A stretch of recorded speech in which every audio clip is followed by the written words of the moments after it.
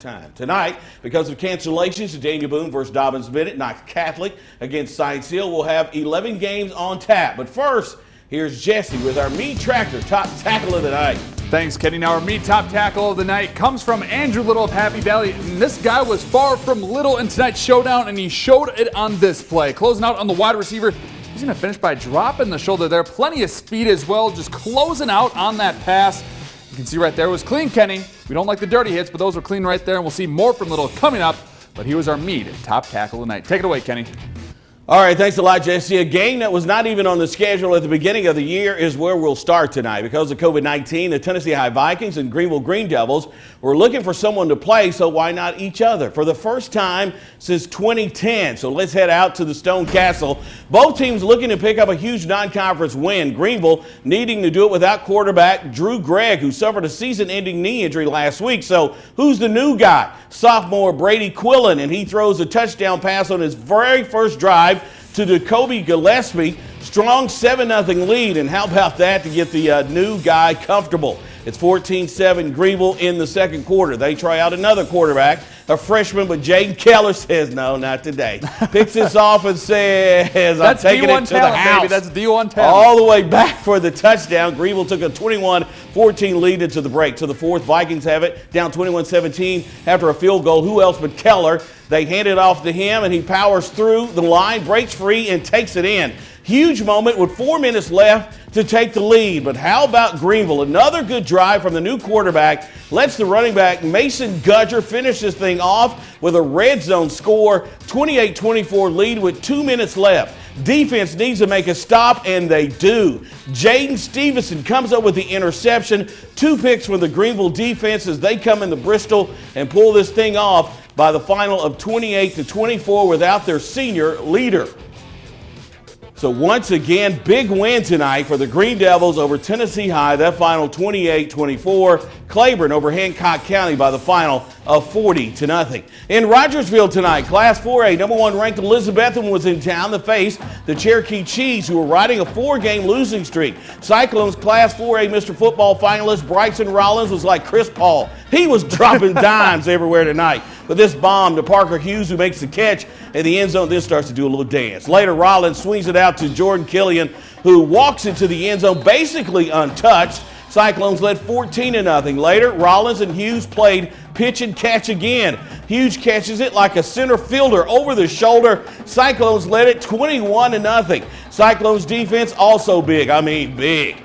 Caden Drain gets it to the backfield to sack the running back, knocks the ball loose. Chiefs would recover it, but wasn't enough. All Cyclones tonight, they went on to win big over Cherokee 56-0. West Greene beating Cosby tonight, that final 21-0. Down in Jonesboro tonight, the Pioneers took on Sullivan Central. Things didn't start well for the Cougars as Aiden Clark tips the pass, and then he's going to make the interception, and he's going to return it for the pick six. Doesn't get any prettier than that. All by himself. That's right. One-man job right there. Doesn't need anybody else. Crockett led 7-0. Crockett then went to the air. Mason Britton hits Isaiah Lang across the middle, and that's a big gain right there. But on fourth down, Tanner Scout picks off the Pioneer pass, and that is going to stop this drive. But the rest of the time, the Pioneers get the ball. Brendan Reed goes around the left side, breaks a couple of tackles, and check this out. He's gone to the house. Crockett cruises tonight. They went on to win over Sullivan Central by the final of 40-0. Anderson County beating Jefferson County 48-7. Jesse?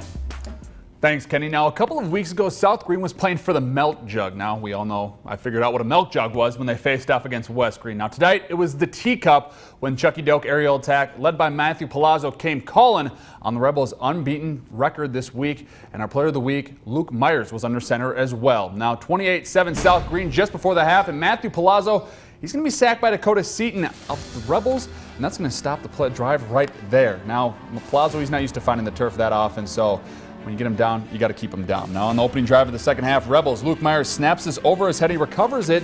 He's going to scramble away. We've seen this plenty of times this season, but unfortunately can't get away here, so Chucky Doak's going to recover on that one. Now in the fourth quarter, more from the Rebel defense. Seaton again all over Palazzo. And like I said, this was his third sack of the night, and Joe Casey was dialing it up all night long, bringing on the blitz. And now it's 35-7 Rebels. Corey Hauser taking the pitch here, and he'll head to the pylon, coming right into your living room. Chris Greer's a little scared from him right there. He had to get him back away a little bit right there. That's 6 points on the board right there. The Black Knights would not quite quit here. Evan Mervin gets it from 10 yards out to cap off the scoring tonight. But South Greene, they're going to win big in this one, staying that undefeated record right there, 41-14. Coach Case called a great game tonight. You know, team come together finally. Been looking forward to this game since the summertime, really, and it's just finally win paid off. It's a big win for everybody. I mean, we came out with stuff to prove tonight. We came out and dominated on the offensive line. Our defensive line dominated. You know, we came out to play tonight. Well, you know, that's a big win for us. You know, I think Cherokee expected to win a physical battle tonight. We won the physical battle. Played hard on defense that first drive. You know, had a couple penalties. But after that, you know, Coach Case and his defense done a great job tonight. Kenny, they won the physical battle. You know, That's right. you dropped the hammer right there. You can win 41-14, and Merville taking on Farragut 27-3. Now we're going to head to Elizabethton with Unaka and Happy Valley squaring off, and both these squads were actually coming off wins. Happy Valley beat Cosby while Unaka took down Jellicoe, and it didn't take long for the Warriors to strike first. Former WJHL Player of the Week Matthew Bond picking up some good blocks, slicing through the defense. Kenny, we know what this kid can do. He's been doing it week after week, and honestly, if some Bond is good, more is better. The senior rumbles right down Main Street. Happy Valley led 13-0 after the first quarter, and the Warriors, they were just looking to put some more points on the board like they always do, and the play actually is going to break down here, and the Warriors looking for anyone in the end zone, but instead, Jamal Blamo swoops in for the interception, and we're going the other way, and Unaka, they unfortunately can't do anything with the turnover, but Happy Valley marches back down the field, and this time they punched in. Who's it going to be? Who are they going to turn to? Matthew 007, right 007, baby. WJHL Player of the Week. He might, if we could give it out again, he might have gotten it again this week, but unfortunately we can't. The Rangers just looking for a score here, and like we saw, he had the top tackle tonight, and once again we see him again, Andrew Little with the amazing pick right there. Happy Valley led 21-0 at the half, and the Warriors are just going to continue to roll in this showdown. They're going to win big. 33-6, so a great win by the Warriors in that one. And William Blount, they take down Sevier County 44-20. Now there's 5 games down, but we still have stops at Volunteers, Sullivan North, and Johnson County. But first, here's the Cherokee Marching Band to take us to break.